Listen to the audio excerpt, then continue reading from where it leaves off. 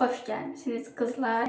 Bugün bakım eləyəcəkdim. Dedim, niyə də sizinlə bir yerdə eləməyim. Mən kosmetika və makyajdan daha çox, baxım məhsullarına daha çox önəm verirəm. Ona görə də baxım rutinimi sizinlə bölüşmək istədim. Baxıma keçmədən öncə demək istəyirəm ki, burada göstərdiyim məhsullar sizin üzünüzə düşə də bilər, düşməyə də bilər. Mən nə dermatoloq deyiləm, nə də həkim deyiləm. Mən sadəcə vaxta kimi istifadə elədiyim və mənim üzümə yaxşı təsir eləyən məhsulları və düşməyən məhsulları hamısını sizə göstərəcəm. Baxımdan öncə həmişə çalışın, ən birinci dişlərinizi fırçalayın, ondan sonra üz baxımına keçin. Çünki üz baxımınızı eləyib, daha sonra dişinizi yuduqdan sonra o diş pastasının bəzi qalıntıları biz fərqində olmadan dodağımızın kənarlarına, çənə hissəmizi gəlir və bu komedon və səpki yarada bilir. Ona görə də ən birinci dişlərimizi fırçalamağa riayət eləyək. Bu şirinliyinə baxın, Temu'dan almışam, çox qəşəngdir. Həmçinin fırçanı da Temu'dan almışam. Harasa gedərkən, səyahət edərkən ya da evdə həmçinin krantın yanında fırçalarınızın ucuna su dəyməsin deyə və bəzi mikroblar, tozlar olmasın deyə belə bir başlıq aldım ki, mənim üçün daha rahat olsun. Həmçinin bu fırçanı da Temu'dan almışam. İkinci səfər də alıram, çox qəşəngdir, yumuşaqdır. Əgər dişiniz, damağınızda qanama falan olarsa, Temu'dakı yumuşaq fırçaları göz ata bilərsiniz, qəşəngdirlər. Bir də böyük ehtimal ki, siz bu məhsulları görmüsünüz. Bunun məndə hələ başlığı da var. Prosta indi artıq hicabdayım deyə onu taxmağıma ehtiyac yoxdur. Qollarınız və koftanız su olmasın deyə öncədən bunu taxmaq yaxşıdır. Artıq bir ildən çox istifadə edirəm. Hər 2-3 aydan bir təzələyirəm. Çünki bəzən olur ki, baxın, belə cırılır. Paltaryana falan atanda və yaxud da yuyulanda, ona görə də tez-tez dəyişmək olar. Öncədən əslində baxım videosu çəkmək istəyirdim. Sadəcə hicabla biraz baxım videosu çəkmək istər-istəməz biraz narahatçılıq yaradır. Amma dedim olsun, eyb yoxdur. Bunu da başararıq. Çox çəkmək istəyirdim baxım videosu. Çünki mən makyajdan daha çox baxıma çox üstünlük verirəm. Diş fırçalama seansı bitdi. Mənim dərim quru, həssas, akneye meyilli. Bəzən arada bir belə dəri bariyerim pozulanda sivilcələr də çıxa bilir. Əsasən dəri bariyerim lazerdən sonra pozulur. Çünki lazer istər-istəməz dərinin üstünə atışlar eləyəndə dərim incə olduğu üçün belə səpkilər və sivilcələr yarana bilir. Hal-hazırda da dərimdə biraz səpkilər var, çünki təzəcə üzümü lazer eləmişəm. Ona görə də bugün dərimi bərpa eləmək üzərinə baxım eləyəcəm. Bu videoda sadəcə quru dəri üçün məsləhətlər eləməyəcəm. Həm yağlı, həm karma dəri tiplərinə uyğun məhsullar da göstərəcəm, bəzi fikirlər də deyəcəm. İlk öncə İstər makyajlı oldunuz, istər makyajsız oldunuz, fərqi yoxdur. Gün ərzində bir dəfə də olsa, hər gün axşam əsasən də çalışın, üzünüzü üzümə geli ilə yuyun. Mütləq. Çünki biz heç makyaj eləməsək belə dərimizə tozlar, kirlər bizim poralarımızı girir, məsamələrimizi girir. Daha sonra ora komedon, səpki, sivilcələr dolur. Heç olmasa gün ərzində bir dəfə axşamlar üzümə geli ilə və yaxud da misəllər suyu ilə, tonik ilə də olar. Ən azından pambıqla silin və yaxud da yuyun. Mənim ən favorim üzümə gelim Biodermanın bu ləkəli sifətlər olan üçün üzümə gelidir. Mənim dərim quru, həssas və ləkəli də olduğuna görə bunu artıq ikinci dəfə də almışam. Hətta ikinci artıq yarısındadır. 2 ildən çoxdur ki, istifadə edirəm. Biri hardasa bir ilə yaxın gedir. Bu arada bunu cilt tipinə uyğundur. Yağlı da, karma da, quru da. Ən çətin belə qəliz dəri tipi biraz qurudur. Çünki hər məhsulu üzünə götürə bilmir. Quruluq yaradır. Ona görə də bu mənim göstərdiyim bir çox məhsulu yağlı və karma sifətlərdə gönül rahatlığı ilə istifadə edə bilər. Əgər büdcəniz çatmırsa, daha uyğun qiymətli, orta qiymətli məhsul istəyirsinizsə, bu da həmçinin həm yağlı, həm quru, həm karma sifətlərə gedən Kremko'nun bu yaşıl qablaşdırmada olan yaşıl çayağacılı üzümə gelidir. Çox sevirəm. Bunu 5-6 ayda kəşf eləmişəm. Möhtəşəmdir. Bu ilə hər gün üzümü yuyuram. Biodermanı amma həftədə 2 dəfə yuyuram. Birazdan səbəbini deyəcəm nəyə görə. Bu çox sevirəm. Möhtəşəmdir. Tərkibində yaşıl çay ağacı var, niasinamid, zink olduğuna görə səpkili, akneli, problemli dərini çox qəşəng sakitləşdirir və sifəti də qurutmur. Yox, əgər desəniz ki, mən daha da uyğun qiymətli bir şey istəyirəm, Sinozun üzümü gelinə baxa bilərsiniz. Bunu da artıq yarılamışıq. Bunun ikincisini də keçən vlogda sizinlə bərabər aldım. Möhtəşəmdir, söz ola bilməz, çox qəşəngdir. Endirimlə hələ alsanız vəbşə sərf eləyir. Halbuki bu yağlı sifətlər üçün baxanı yazılıb, yağlı və karma sifətlər üçün. Yəni yağlı və karma rahatlıqla istifadə edə bilər, hətta quru da istifadə edə bilər. Əslində mən bunu quru dəri üçün olanı alacaqdım, amma girdim, araşdırdım, gördüm hamı şikayət edir. Yəni quru dərili insanlar ki, bəs dərini çox qurudur. Amma bu yağlını, amma bunu quru dərilər istifadə edənlər deyir ki, qurutmur. Mən də ona görə bunu aldım. Gördüm ki, həqiqətən qurutmur. Belə tərkibində xiyar var deyəsən. Hə, xiyar var, yaşıl çay ağacı var, pantenol var, aloe vera var. Möhtəşəm bir içərikdir. Yəni bu həm dərinizi qurutmayacaq, həm dəri bariyerinizi gücləndirəcək. Yəni çox belə asid bir içəriyi yoxdur. Çalışın ümumiyyətlə asitli, yüksək dərəcəli asitli üzüm ögəklərindən uzaq dursanız daha məsləhətlidir. Çox yağlı dəriniz varsa, hə, o zaman istifadə edə bilərsiniz. Amma çalışın yenə də uzaq durun yüksək asitli üzüm ögəklərindən. Məndəki üzüm ögəkləri bu qədərdir, 3 dənədir. Bu günləri istifadə eləyəcəm Biodermanı. Bir də üzüm ögəyini istifadə eləməmişdən əvvəl əlinizi yaş eləyin, üzünüzü də yaş eləyin, yuyun üzünüzü. Üzüm ögəyini üzünüzə sulu vəziyyətdə vurun ki, üzüm ögəyi həll olunsun. Quru sifətinizə vurmayın. Dəriniz əgər yağlıdırsa, mənim kimi dəriniz ləkəli dəri deyilsə, bunu istifadə eləməyəcə ehtiyac yoxdur. Biodermanın yaşıl qablaşdırmada şəklini qoyuram bura. Bu məhsulunu göz ata bilərsiniz. O da çox gözəldir, çox qəşəngdir. Mən də Bioderma məhsullarının mən üzüm ögələrini və kremlərini çox sevirəm. Amma dəriniz çox qurudursa və problemli bir dəriniz mənim kimi yoxdursa, onda bu tərəfə də quru dəri üçün olan formasını qoyacağam. Çəhrayı qablaşdırmadadır. Onu da ki, quru dərilər alıb istifadə eləyə bilər. Əgər büdcəniz yüksəkdirsə. Yox, əgər büdcəniz ortadırsa, bayaq göstərdiyim Kremkonun çəhrayı rəngdə olan qablaşdırılması var. Onlar da dəri tiplərinə görə fərqlənir. Deyəsən, çəhrayı səhv eləməmsə quru dəri üçün olmalı idi. Narıncı da ləkəli sifət üçün olmalı idi. Sizə bu Bioderma ilə bağlı nə deyəcəkdim? Nəyə görə mən Biodermanın bu seriyasını daha çox sevirəm? Çünki bunu 3 cür istifadə eləmək olur. Həm üzüm ögəyi kimi, həm maska kimi. Bunu tam üzünüzə çəkib 15-20 dəqiqə saxlayıb maska kimi də istifadə edə bilərsiniz. Həm də ki, bunu peeling kimi. Bilmirəm, indi videoda görsənəcək yox.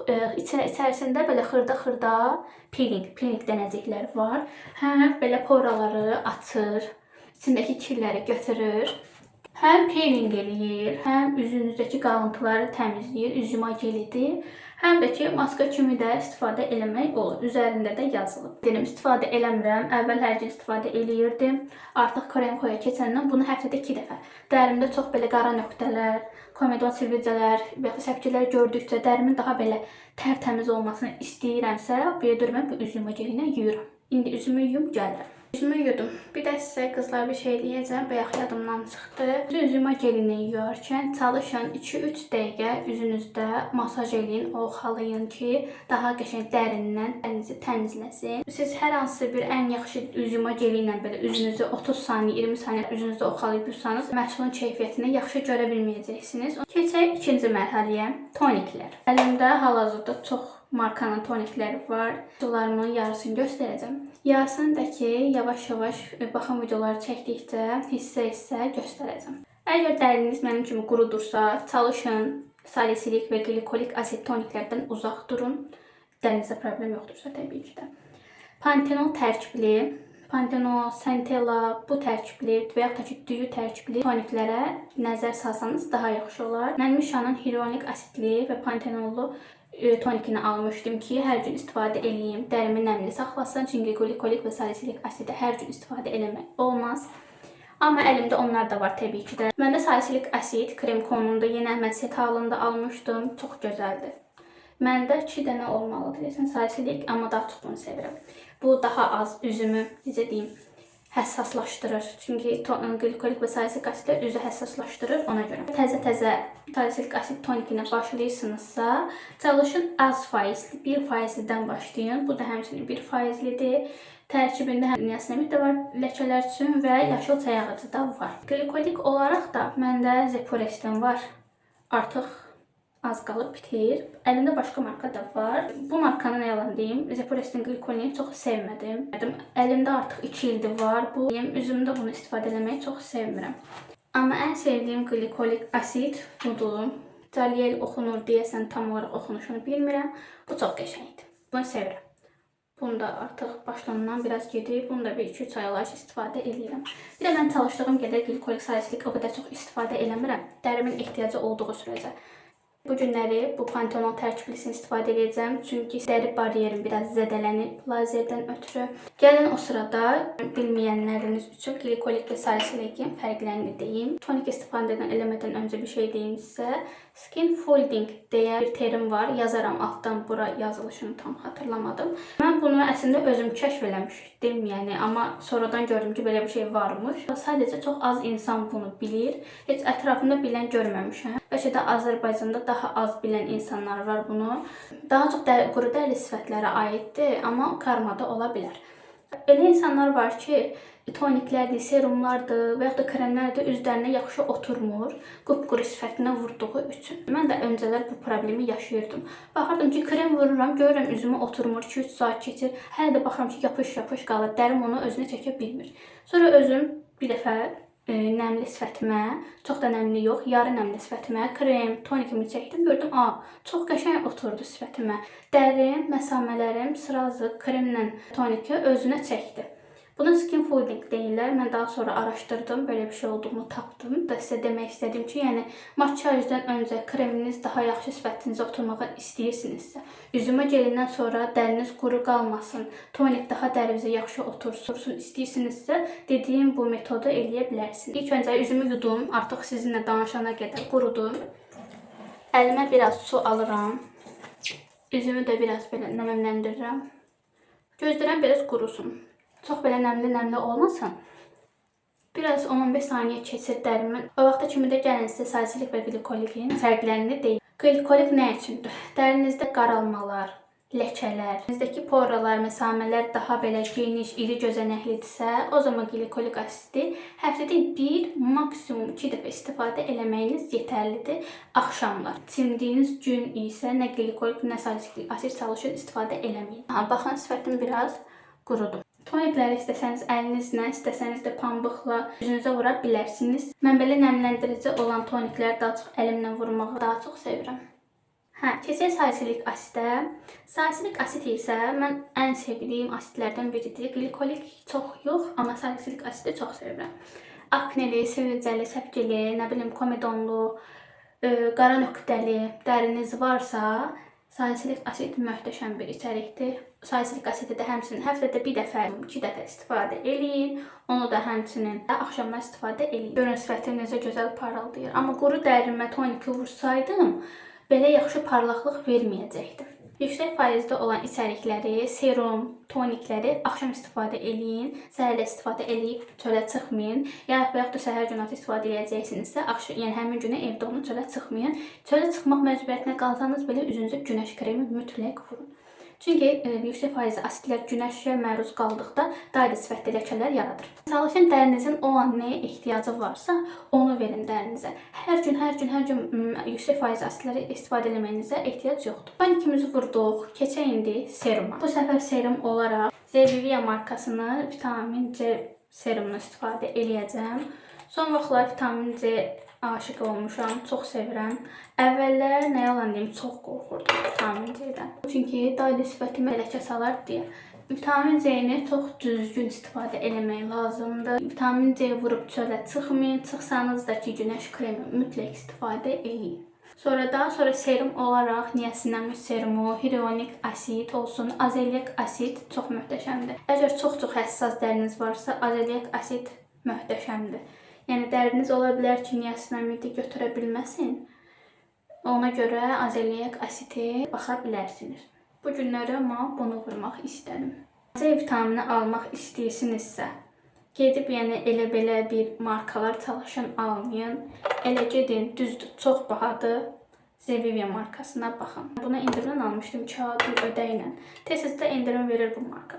Çalışın elə bu markanı alın, çox gözəldir. Yəni digər markalara C vitaminlərinə baxmışam. Yəni çox adam tərifləmir, çoxsunun üzünə düşmür və ya heç bir işə yaranmır.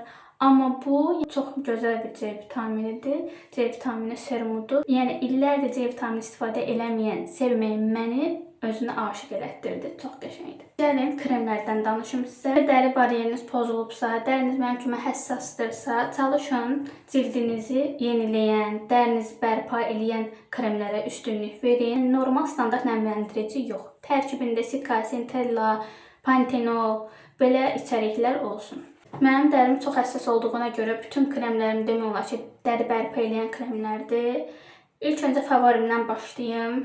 3-4-5 kremi çox qəşəngdir. Deyirlər ki, göyə yağlı sifətlər üçündür, amma yəni mənə də bunun nəmi mənə də kifayət elədi. Onsuz da bunu axşam yatanda istifadə eləyirəm. Çölə çıxanda və ya da makiyajın altında istifadə eləmədiyimə görə nəmi mənə yetir. İkinci olaraq ən favorim Reşlabın bu həm Centella, həm də niasinamid tərkibli olan dəri bariyer kremi. Çox qəşəngdir. Su bazlıdır, möhtəşəmdir. Bu həm makiyajın altına da, həm gündəlik nəmlərinizi kimi, həm dərinizi bərpa eləyəcək bir krem kimi istifadə edə bilərsiniz. La Roche'un bu Cicaplast'ı böyük ehtimal ki, çoxunuz görmüsünüz. Məndəki mini boydu, amma inanın bir ildən çoxdur ki, istifadə edirəm.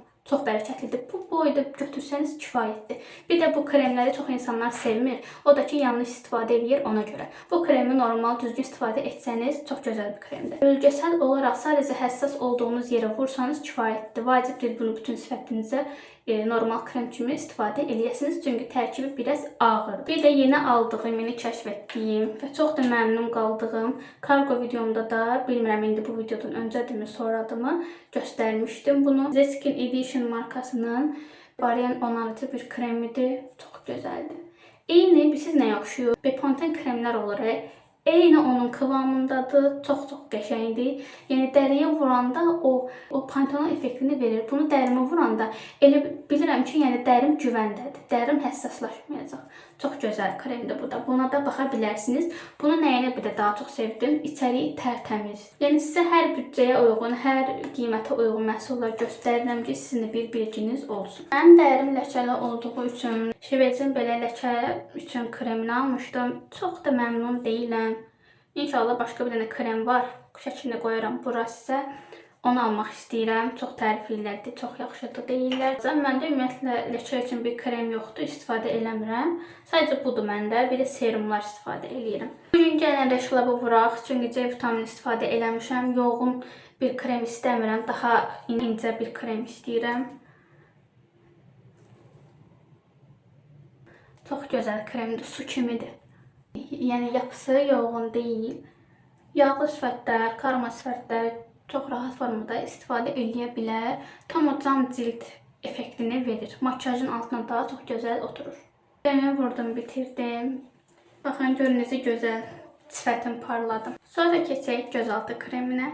Bunu sizinlə bərabər almışdıq. Pretty Skin'in Koreya markasının gözaltı peptid və kollagen kremidir. Bəyənirəm, artıq bir həftədə istifadə eləyirəm. Çox qəşəngdir. Sıxırsız, krem çıxır və gözünüzün altı nəmləndirirsiniz. Başlığı dəmir olduğu üçün də gözün altındakı şişlikləri aradan qaldırır. Daha sonra bir də dodaqlarınızı nəmləndirməyi unutmayın. Ən gözəl dodaq üçün nəmləndirici vazelindir. Heç bir lip balm və dodaq nəmləndiricisi vazelinə çatmır. Buna əmin ola bilərsiniz. Çox markanın dodaq nəmləndiricilərini istifadə eləmişəm. Vazelin mənim üçün hələ də bir nömrədir. Baxımım bugünlük bu qədər idi qızlar. Bugün biraz daha sadə baxım eləmək istədim. Çünki dərim biraz həssas dönəmində olduğu üçün. Gələn baxım videolarında daha belə ləkəyə meyilli, sivilcəyə meyilli, akneye meyilli bir baxım eləyəcəm. Hər baxım videosunda biraz məhsullarımı göstərib sizə öz fikirlərimi demək istəyirəm. Videomu buraya qədər izləyib bəyəndinizsə, videoma like atmağı və kanalıma abunə olmağı unutmayın. Öpürəm sizi. Hələlik.